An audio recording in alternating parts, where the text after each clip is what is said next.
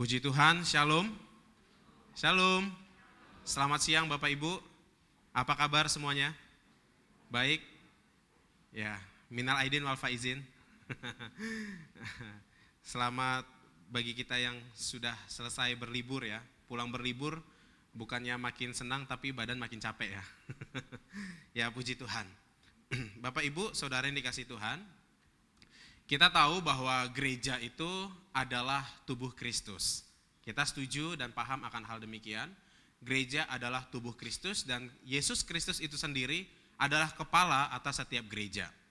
Tetapi gereja yang adalah tubuh Kristus ternyata tidak juga lepas dari yang namanya konflik, tidak lepas dari yang namanya masalah, tidak juga lepas dari yang namanya kekacauan. Kalau kita melihat di tahun sekarang ini ada begitu banyak denominasi gereja yang ada di dunia, betul? Mulai dari abad kedua, abad ketiga sampai sekarang abad 21, ada begitu banyak merek gereja. Ada begitu banyak aliran gereja yang tersebar di seluruh dunia. Bahkan kalau kita lihat di kota Medan sekalipun ada begitu banyak merek gereja, walaupun alirannya satu. Misalnya aliran karismatik, ada banyak merek-merek yang terdapat di dalamnya. Aliran Pantekosta juga banyak merek-merek yang terdapat di dalamnya. Tetapi setiap gereja yang ada, yang terpecah, gereja yang adanya tubuh Kristus, tidak pernah lepas juga dari yang namanya problematika. Untuk itu, mari hari ini kita mau belajar bagaimana sikap kita sebagai gereja Tuhan, sebagai jemaat Tuhan, di dalam menanggulangi masalah-masalah yang ada di dalam gereja. Atau jangan sampai juga kita terlibat di dalam hal-hal yang tidak berkenan di hati Tuhan.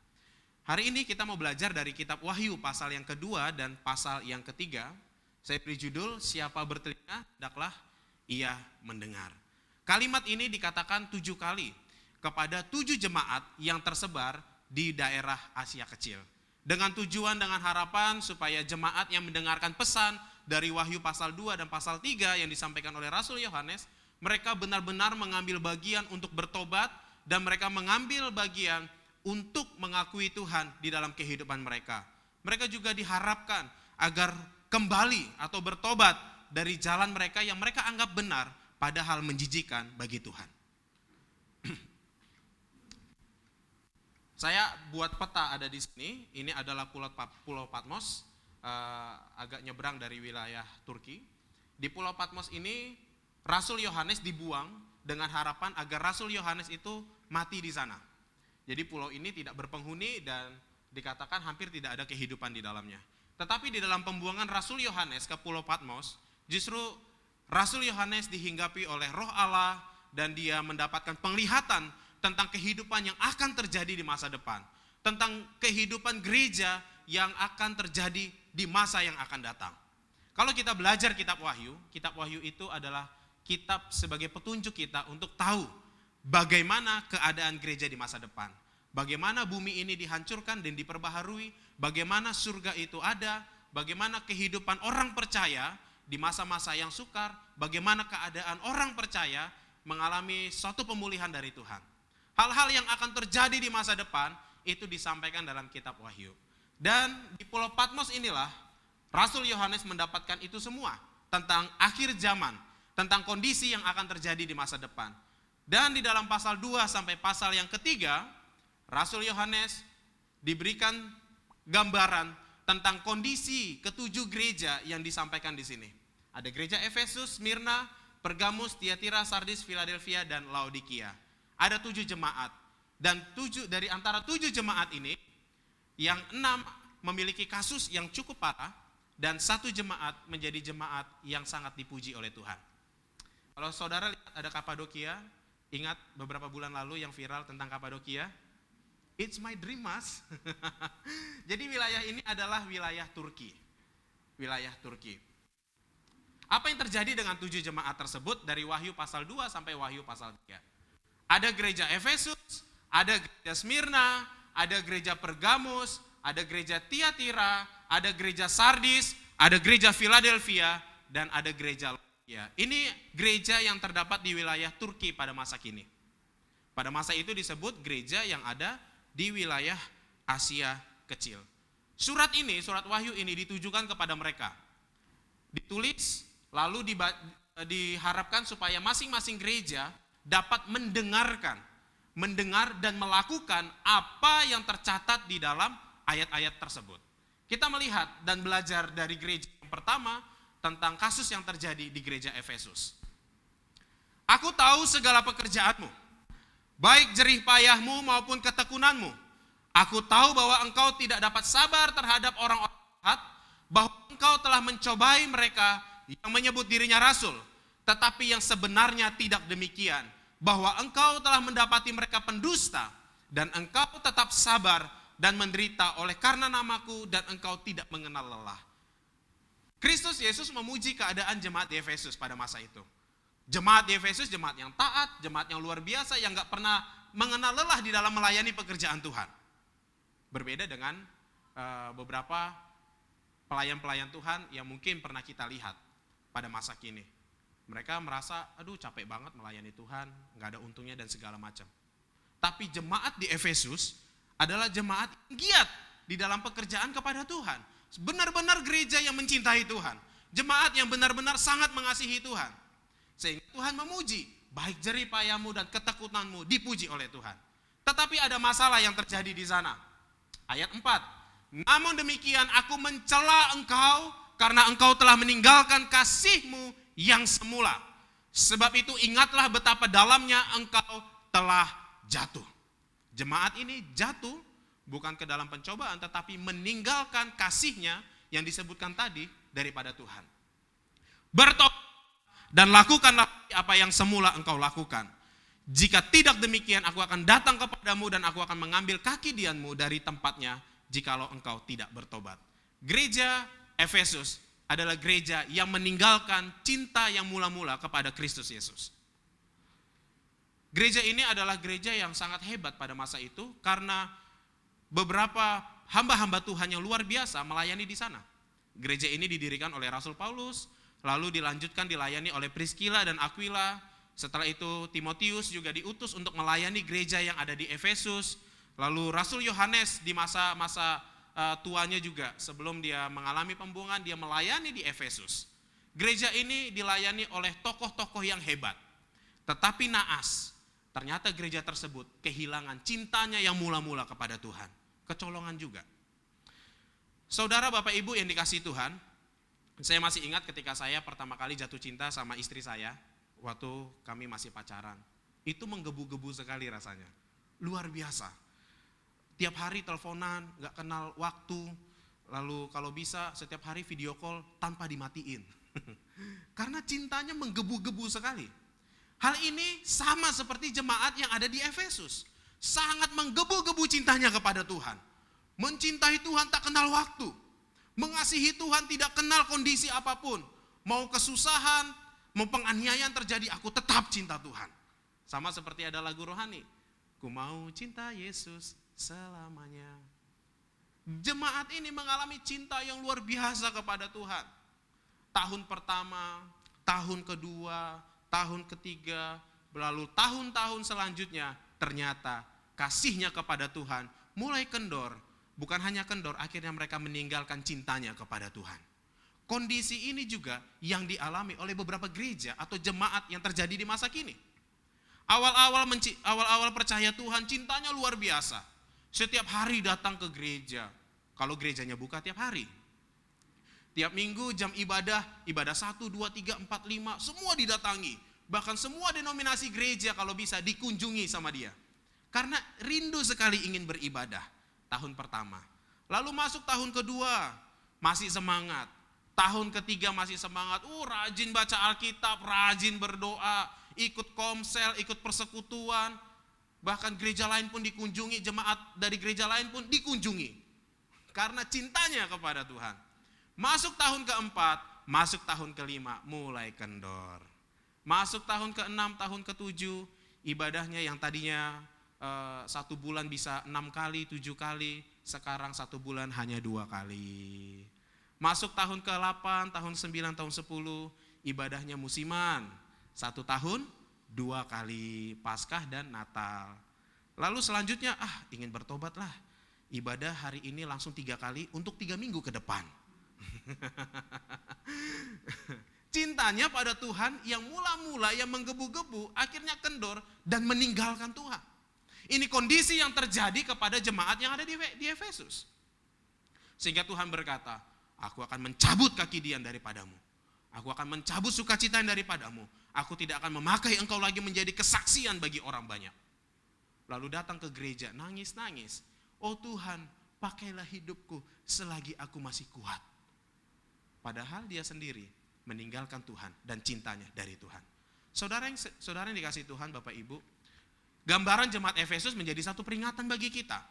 Jangan sampai kita yang awalnya menggebu-gebu kepada Tuhan, gasnya ditarik panjang dari awal-awal tahun, udah beberapa tahun kemudian gasnya mulai kendor dan meninggalkan Tuhan.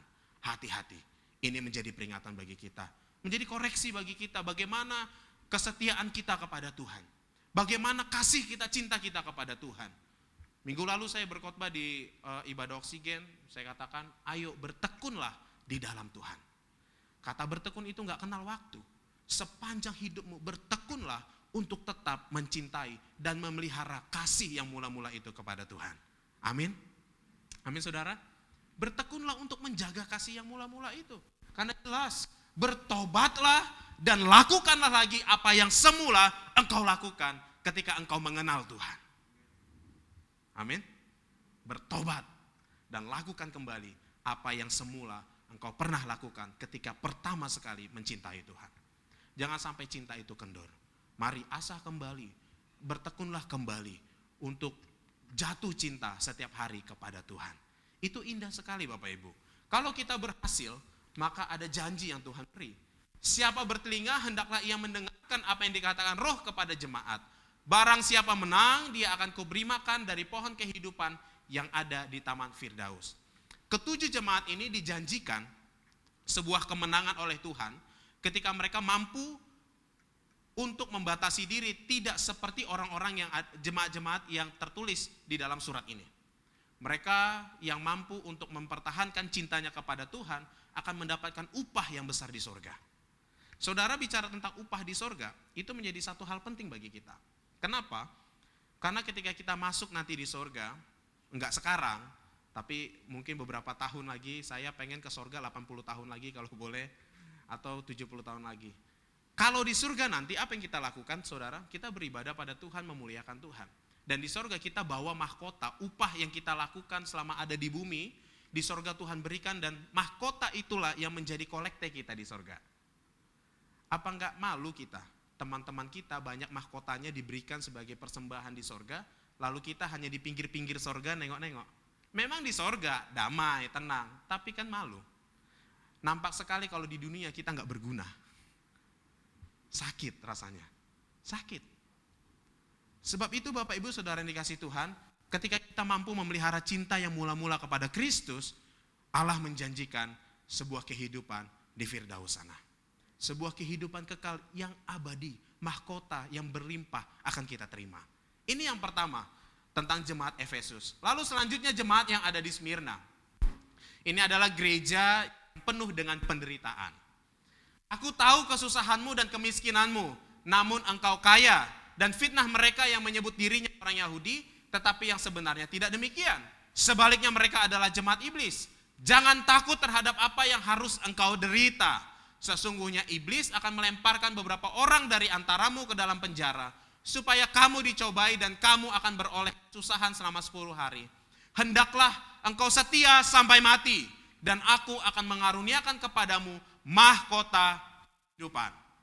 Jemaat Smyrna, gereja yang ada di Smyrna adalah gereja yang penuh dengan aniaya dan penderitaan. Mereka miskin secara materi. Setelah itu wilayah Smyrna adalah menjadi pusat kultus bagi kekaisaran Romawi. Ada beberapa patung-patung dan dewa-dewa yang diletak di sana, dan jemaat yang ada di Smyrna ditekan harus juga menyembah dewa-dewa tersebut. Kalau mereka tidak mau, mereka dianiaya. Sudah miskin, dianiaya, lalu mereka difitnah oleh orang-orang Yahudi yang ada pada masa itu. Difitnah, penuh dengan aniaya dan penderitaan.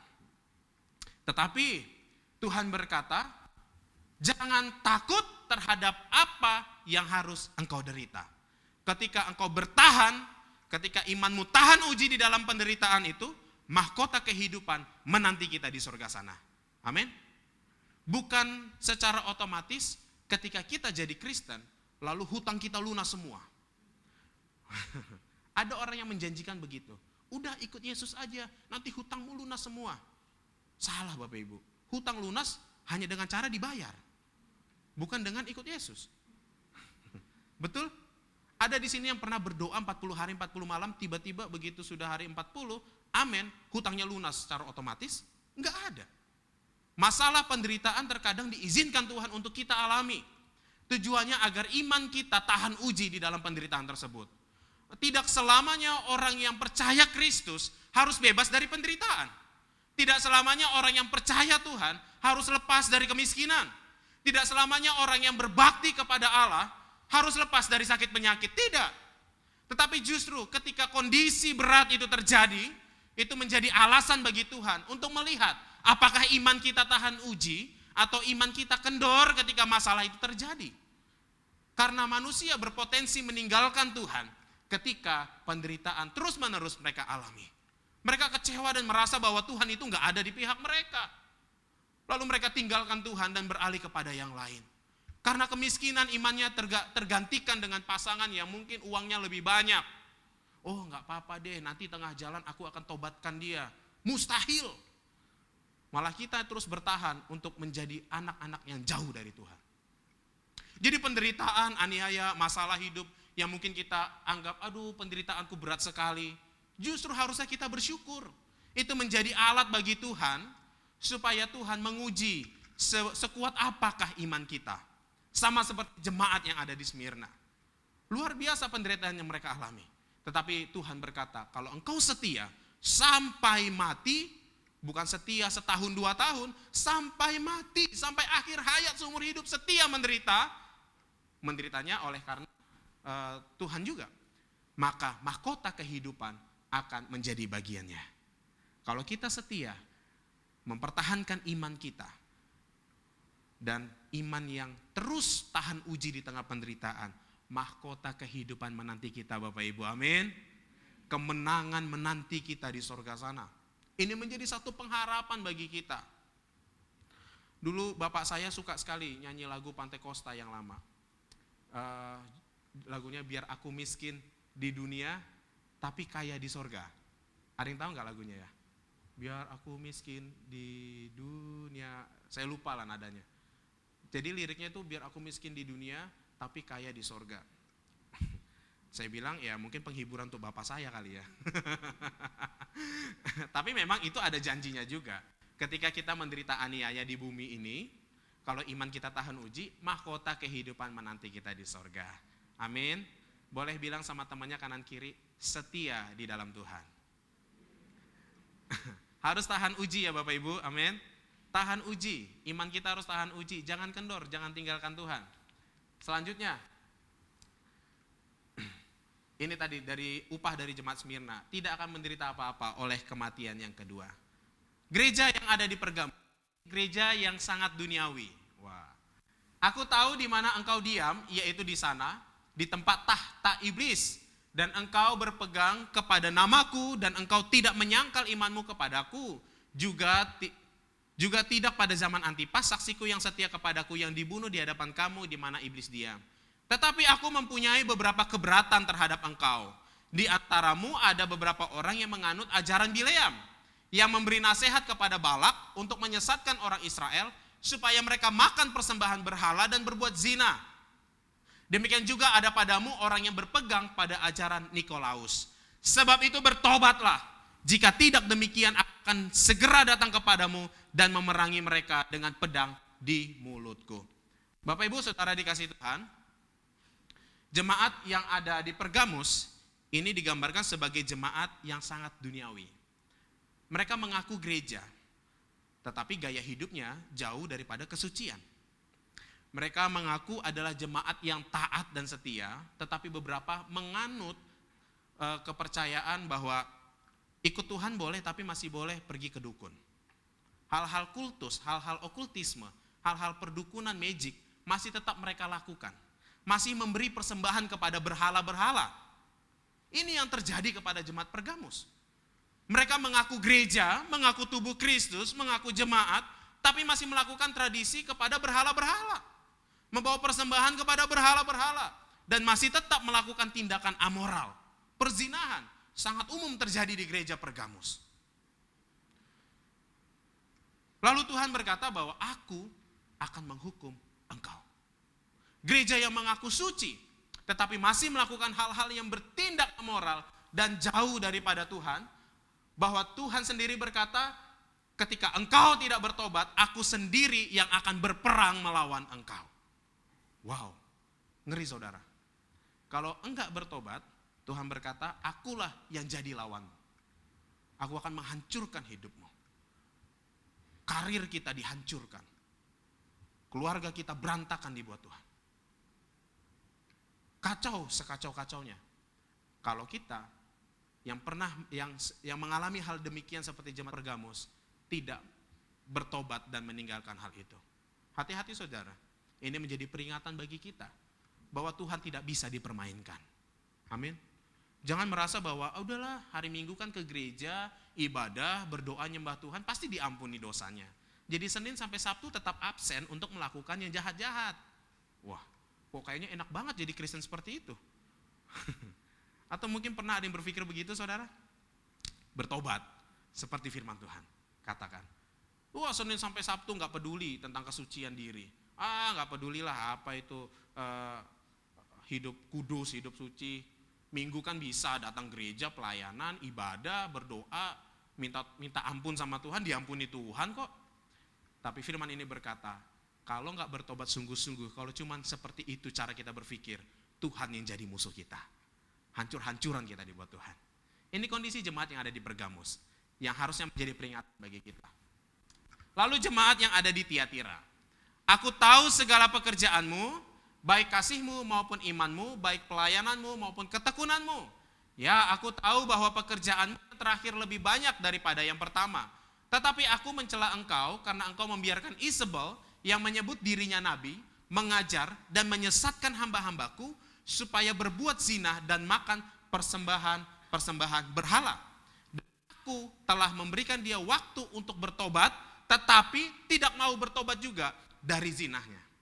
Gereja yang ada di Tiatira adalah gereja yang berkompromi dengan dosa, gereja yang mentoleransi dosa ada di dalamnya.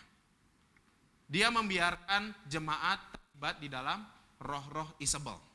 Kalau kita lihat dari suratan raja-raja, Isabel ini adalah istri dari Ahab, istri dari Raja Ahab, dan dikutip di dalam kitab Wahyu menjadi gambaran bahwa itu adalah tokoh yang menyembah berhala dan juga orang yang aktif terlibat dalam perzinahan-perzinahan. Sama seperti gereja yang sebelumnya tadi kita baca. Dan ketika Tuhan sudah mulai enak sama mereka, Tuhan kasih waktu untuk bertobat, tetapi mereka enggak bertobat juga dan tetap melakukan tindakan asusila yang membuat Tuhan menjadi jijik dan bercela di hadapan Tuhan. Lalu hukuman yang Tuhan kasih jika mereka tidak bertobat dari tindakan mereka adalah, lihatlah aku akan melemparkan dia ke atas ranjang orang sakit, dan mereka yang berbuat zina dengan dia akan kulemparkan ke dalam kesusahan yang besar. Jika mereka tidak bertobat dari perbuatan-perbuatan perempuan itu, dan anak-anaknya akan kumatikan, dan semua jemaat akan mengetahui bahwa akulah yang menguji batin dan hati orang, dan bahwa aku akan membalaskan kepada kamu setiap orang menurut perbuatannya. Saudara, mungkin kita merasa bahwa dosa-dosa yang kita perbuat, orang gak tahu. Kita bisa tutupi dengan cantik, kita bisa tutupi dengan baik, sehingga orang gak tahu kebusukan yang kita lakukan. Minggu datang gereja ibadah dengan muka malaikat, dengan gaya yang terlihat sangat-sangat suci. Tetapi firman berkata, aku tahu apa yang kamu lakukan dan kamu kerjakan. Sehingga kalau kamu tidak bertobat dari kebusukanmu itu, hancur hidup kita. Saudara, mungkin firman Tuhan hari ini cukup keras, tapi saya berharap ini menjadi peringatan bagi kita, supaya kita melihat bahwa kita sebagai gereja, sebagai jemaat dipedulikan oleh Tuhan. Sebelum itu semua terjadi, Tuhan sudah sampaikan lebih dulu melalui firman-Nya. Amin. Supaya kita bertobat. tetap mencintai Tuhan, tetap mengasihi Tuhan. Lalu selanjutnya, gereja Sardis ini gereja yang mati. Gereja yang mengaku Kristen, gereja yang mengaku tubuh Kristus, tetapi imannya tidak pernah bertumbuh. Bertahun-tahun ikut Tuhan, imannya tidak pernah bertumbuh. Bertahun-tahun ikut Kristen, tapi tidak pernah mengenal siapa Kristus secara pribadi dalam hidupnya. Ini adalah kondisi jemaat yang sangat miris. Sudah berapa tahun kita ikut Tuhan? Sudah berapa lama kita menjadi Kristen? Sudah berapa lama kita ke gereja? Lalu bagaimana pertumbuhan kerohanian kita? Apakah kita menjadi orang yang gampang tersinggung ketika gembala tidak memperhatikan kita? Apakah kita menjadi orang yang meninggalkan gereja hanya karena penerima tamu tidak senyum sama kita? Nampak sekali bahwa kalau kita masih gampang tersinggung di gereja hanya karena dianggap perlakuan yang tidak adil, atau mungkin terlupakan karena tidak diucapkan ulang tahun, hal-hal sepele, lalu kita berkata gereja gak peduli sama aku, gembala gak peduli sama aku pindah gereja. Ini bisa dikatakan bahwa imannya masih anak-anak, belum dewasa. Ini sama, gereja di Sardis, gereja yang mati, gereja yang mengaku Kristen, gereja yang mengaku tubuh Kristus, tetapi sesungguhnya kerohanian mereka kosong. Datang ke gereja hanya berpura-pura dan memakai kedok keagamaan mereka untuk menipu orang lain. Hati-hati, ini menjadi peringatan juga bagi kita, jangan sampai ini terjadi di tengah-tengah kita. Selanjutnya, itu gereja Philadelphia. Dari 7 jemaat, hanya 1 jemaat yang menjadi keunggulan, yaitu jemaat yang ada di Philadelphia. Aku tahu segala pekerjaanmu. Tuhan tahu semua. Yang busuk, yang baik, Tuhan tahu semua yang kita kerjakan. Lihatlah, aku telah membuka pintu bagimu yang tidak ditutup oleh seorang pun. Aku tahu bahwa kekuatanmu tidak seberapa, namun engkau menuruti firmanku dan engkau tidak menyangka. Karena engkau menuruti firmanku untuk tekun menantikan aku, maka aku pun akan melindungi engkau di hari pencobaan yang akan datang atas seluruh dunia untuk mencobai mereka yang diam di bumi. Oh, habis rupanya. Hanya 2 ayat. Bapak Ibu, jemaat di Philadelphia adalah jemaat yang sangat baik. Jemaat yang dipuji oleh Tuhan. Walaupun ada 6 kondisi jemaat yang buruk-buruk, secara transparan Tuhan nyatakan supaya seluruh dunia tahu bahwa gereja itu bukanlah selamanya tentang orang-orang yang suci semua, tetapi ada kebusukan dan kebobrokan di dalamnya. Namun jemaat Philadelphia juga menjadi contoh. Ketika dia setia bertahan kepada Tuhan, taat menuruti perintah Tuhan, tetap menjalin kasih kepada Tuhan, maka perlindungan dari Tuhan itu nyata dalam kehidupan jemaat yang ada di Philadelphia. Ini adalah janji yang menjadi pegangan bagi kita, saudara. Ketaatanmu dihitung oleh Tuhan. Kesetiaanmu diperhitungkan oleh Tuhan. Pengorbananmu dihitung oleh Tuhan. Dan perlindungan Tuhan atas kita nyata semuanya. Perlindungan Tuhan atas keluarga kita nyata. Perlindungan Tuhan atas harta benda yang Tuhan percaya untuk kita kelola nyata. Amin. Tuhan memberi upah, perlindungan bagi setiap kita. Kita hanya sebagai orang yang menerima manfaat dari perlindungan Tuhan. Kita hanya penerima manfaat dari perlindungan Tuhan ketika kita tetap setia di dalam Tuhan. Yang terakhir, jemaat di Laodikia. Jemaat di Laodikia adalah jemaat yang suam-suam kuku. Jemaat yang suam-suam kuku artinya bahwa jemaat ini tidak punya identitas yang jelas tentang keimanannya atau kekristenannya. Di KTP Kristen tapi nggak pernah ibadah, nggak pernah gereja. Di KTP Kristen tapi nggak tahu siapa Tuhan Yesus. Ketika ditanya, siapa Tuhan Yesus itu? Oh, nggak tahu, aku baru dengar aku. Siapa rupanya dia? Iya, aku baru dengar. Tapi KTP kamu Kristen? Iya, dari kecil kata orang tua saya Kristen. Kata orang tua saya Kristen. Nggak punya identitas. Nggak punya identitas yang jelas. Tidak mengalami lahir baru. Jemaat Laodikia adalah jemaat yang tidak mengalami lahir baru. Jemaat yang tidak pernah mempunyai pengalaman pribadi bersama dengan Kristus. Jemaat yang tidak mau tahu tentang pertumbuhan rohaninya. Jemaat yang tidak pernah mau tahu tentang siapa itu Kristus dalam hidupnya. Jemaat yang masa bodoh, jemaat yang gak peduli, jemaat yang hanya ngakunya Kristen, tapi sebetulnya mereka bukan Kristen. Nah saudara, jangan sampai ini terjadi bagi kita. Gereja yang suam-suam kuku. Dan ayat ini mencatat bahwa engkau tidak dingin, engkau juga tidak panas. Alangkah baiknya jika engkau dingin atau panas. Jadi karena engkau suam-suam kuku, artinya gereja yang gak jelas, jemaat yang gak jelas, maka aku akan memuntahkan engkau dari mulutku. Kenapa Yesus berkata keras akan hal ini? Karena kondisi di Laodikia, mereka punya sumber mata air hangat, yang kalau dibawa ke rumah mereka, air hangat ini berubah jadi bau busuk, dan gak pernah lagi kepake. Jadi susah untuk mendapatkan air yang sehat di wilayah sana. Lalu Yesus berkata, sama halnya dengan demikian. Kalau kamu gak berguna sebagai orang Kristen, aku akan memuntahkan, membuang engkau. Dan Tuhan gak akan peduli dengan kehidupan kita. Tetapi yang luar biasanya saudara, gereja Laodikia diberi kesempatan oleh Tuhan untuk bertobat kembali. Aku mengetuk pintu. Jikalau ada orang mendengar suaraku dan membukakan, aku akan masuk ke dalamnya.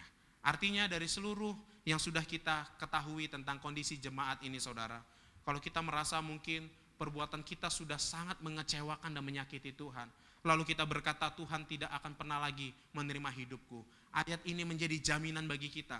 Kalau kita sadar atas segala perbuatan kita yang melukai Tuhan, ketika kita sadar, bertobat, membuka hati kepada Tuhan, Tuhan memberi kesempatan yang kedua untuk kita bertobat dan menerima berkat-berkat yang daripada Tuhan. Amin. Tuhan Yesus memberkati kita semuanya.